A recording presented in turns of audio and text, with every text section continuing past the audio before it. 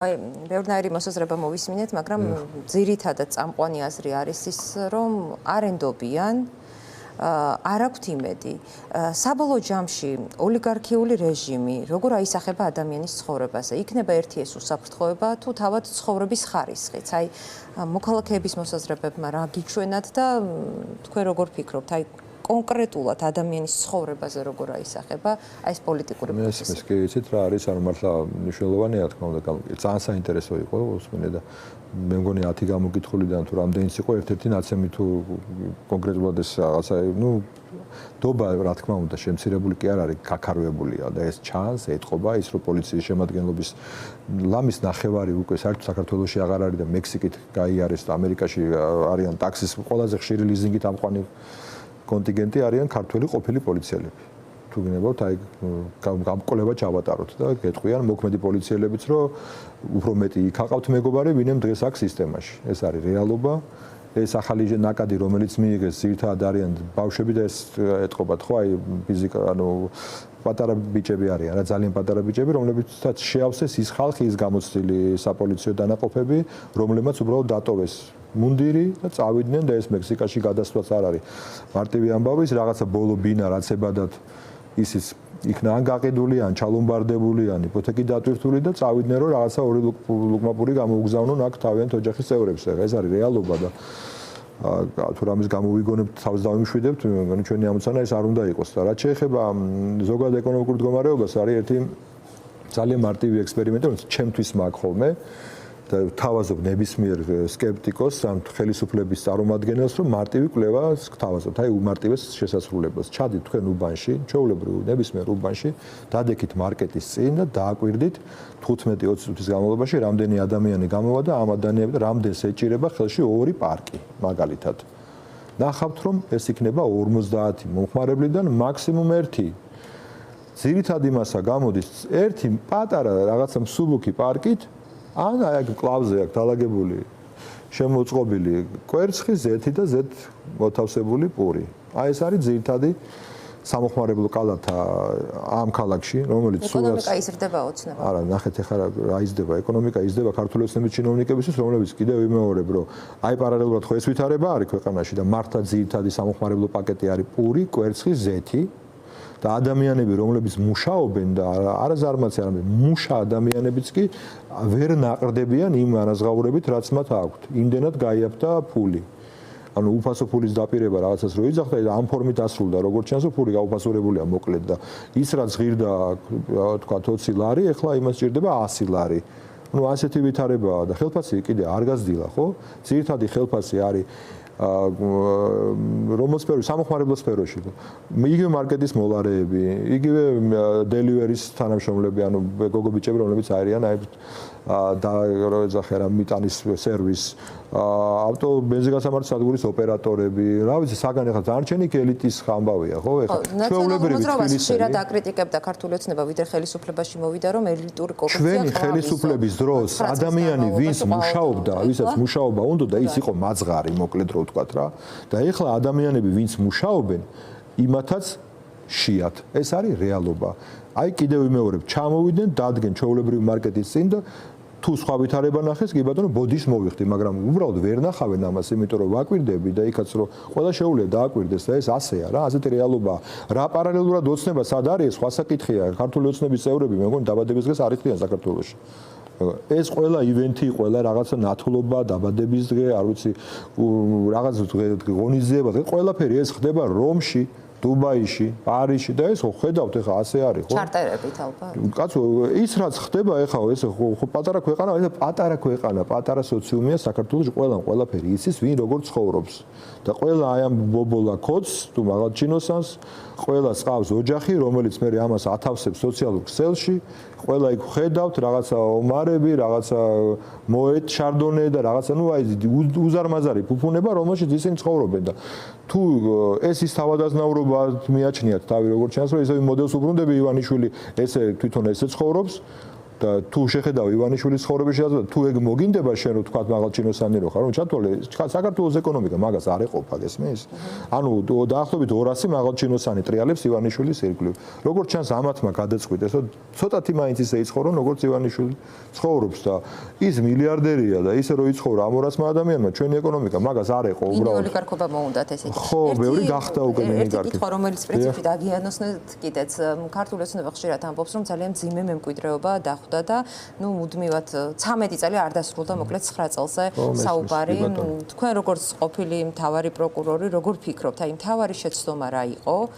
და რეალურად რა მემკვიდრეობა დატოვა ნაციონალურმა მოძრაობამ და ამ მემკვიდრეობიდან რაზე დააშენა ქართულმა ოცნებამ ის სისტემა რომელიც რაღაც ზალადობრივი ტერორით მოგვიბრუნდა ხო ნუ არ ვიცი ხა ეს მე მაშინ ანალოგს მოვიტან რა იყო 1964 წლის კომპარტიის ყრილობა რევოლუციიდან 55 წლის შემდგომ და ამ ყრილობის თავარი საკითხი იყო როგორ დაამარცხეს მეფის რუსეთი და ეს იყო მარაზმი და აქედან 20 წელიწადში ეს ქვეყანაც დაიშალა და ის კომპარტიაც რაც იყო ყველას გვახსოვს და ნუ მოკლედ ეს არის მარაზმი მარტივი იდეოლოგიური ხაზი აქვს რომელიც 13 წლის თავზე დამოვიწყდა ხალხმა როდის ვიყავით თანამდებობის პირი ნორმალურები ხართ რევს 13 წელი გავიდა კაცო ჩვეულებრივი ცხოვრები 13 წელი არის ეტაპი ცხოვრების რა ვიცი 13 წლის ბავშვი 26-ის ხდება რა ვიცი რა მაგალითები მოგიყვანოთ და იმ კაბინეტში ზიან რომ ჩვენ ნაშენებულ იუსტიციის სახლს აზიან ზედ ჩვენ ნაშენებულ საბანკო სისტემას აზიან ზედ ჩვენ გამოვიყვანეთ ეკონომიკა ჩრდილიდან და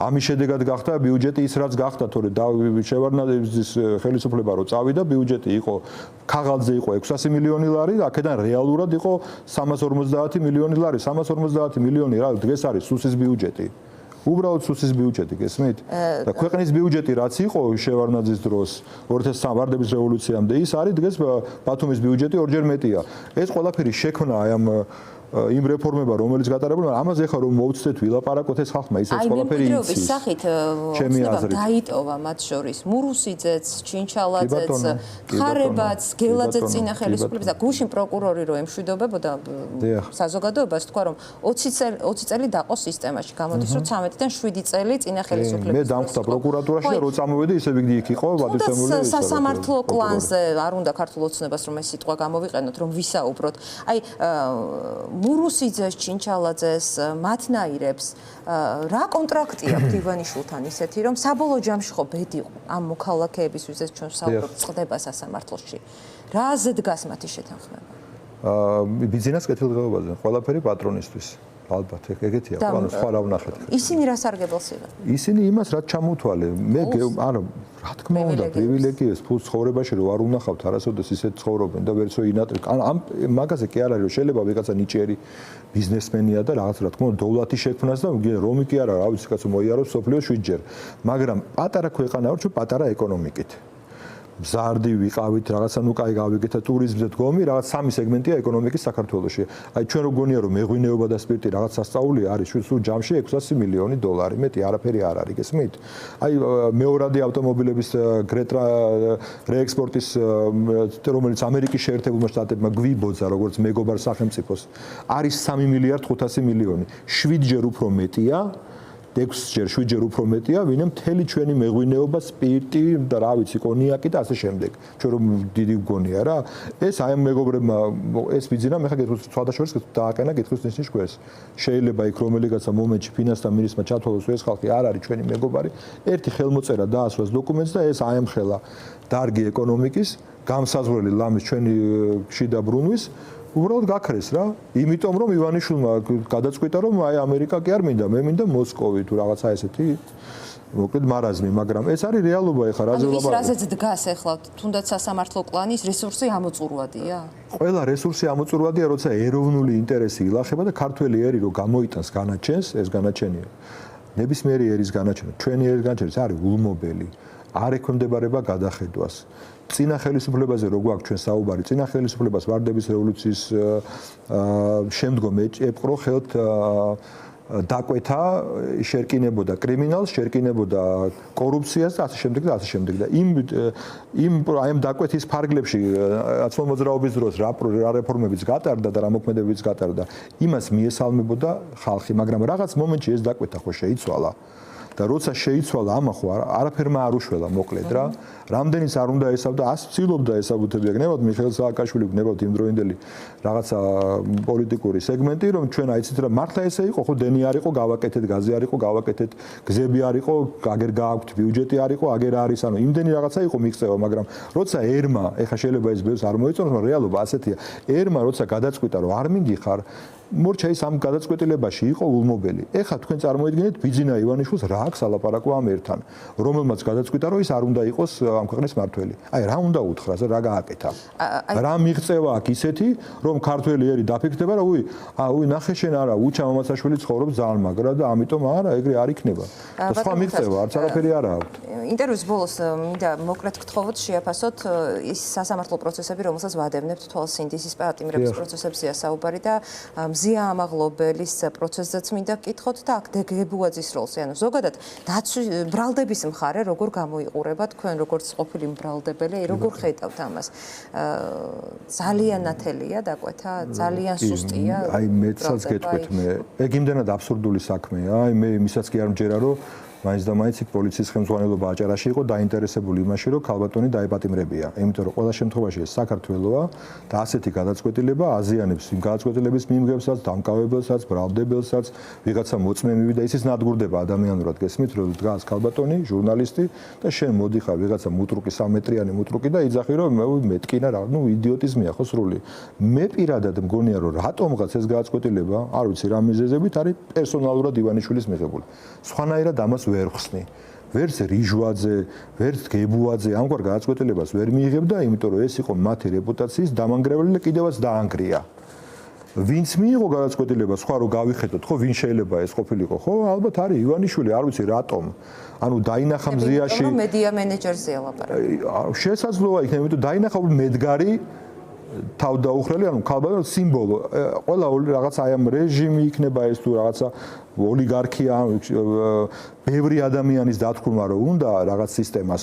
იმისთვის ყველაზე დიდი საშიშროება არის სიმბოლო, აი ამ ბრძოლის წინააღმდეგობის და ალბათ აი ესე სიმბოლო დაინახა. თუმცა ეს ჩემი უბრალოდ მოსაზრებებია, არ ვიცი რა, მაგრამ ის რომ ეს გადაწყვეტილება პერსონალურად ივანიშვილის მიღებულია, მე ამაში ეჭვი არ მეპარება. ესმით თქვენ და კარგი იქნება თუ ამ დასკვნამდე მივა მთელი საქართველო, იმიტომ რომ ეს არის რეალობა. ვიღაცა 51 რო შემოხაზეთ პატივცემულო, კი არ გაკნინებთ რამეს. ну ასეთი გადაწყვეტილება მიიგეთ, მაგრამ როცა მიიგეთ, მაგრამ ეხა უკვე რაღაცა სხვა ვითარებაა და ამ რაღაც რეალობას თვალი უნდა გაუსწოროთ. არ შეიძლება ქართველი ადამიანი, მამაკაცი მიესალმებოდეს იმას, რომ ქალს აპატიმრებენ იმიტომ, რომ ხელი გააულაწუნა მამაკაცს, რომელმაც მას შეურაცხყოფა მიაყენა და ეს მოხდა, ხო, ჩვენ ნახეთ, რომ ეს არ იყო ერთ ეპიზოდიანი მომენტი. ეს იყო მრავალ ეპიზოდიანი მომენტი, როცა დგებუაძე დაძდებდა მზიას და ცდილობდა, რომ მისთვის შეურაცხყოფა მიიღო, წყობრიდან გამოიყვანა. ეს გაგრძელდა დაკავება. აგინებდა ეს ყველაფერი ჩანს და ყველაფერი მოწმეები არსებობენ. და ამიტომ დროა, რომ ეს არა საზოგადოება მზად არის, რომ ივანიშვილი გაუშვას ხელისუფლებიდან. მაგრამ საზოგადოება, ქართული საზოგადოება, გამოცდილი საზოგადოება, გადატანილია 90-იანები. სამოქალაქო ომი, უბედურება, ამიტომ ამას გააკეთებს ისე, რომ არ დააზიანოს ეკონომიკა, არ დააზიანოს სახელმწიფო ინტერესები და მძიმე სტრესში არ შეიყვანოს საკუთარი შვილების თაობაც. ეს ასე ყველა ხედავთ, რომ გადაწყვეტილება მიღებულია და ამას არაფერი არ ეშველება.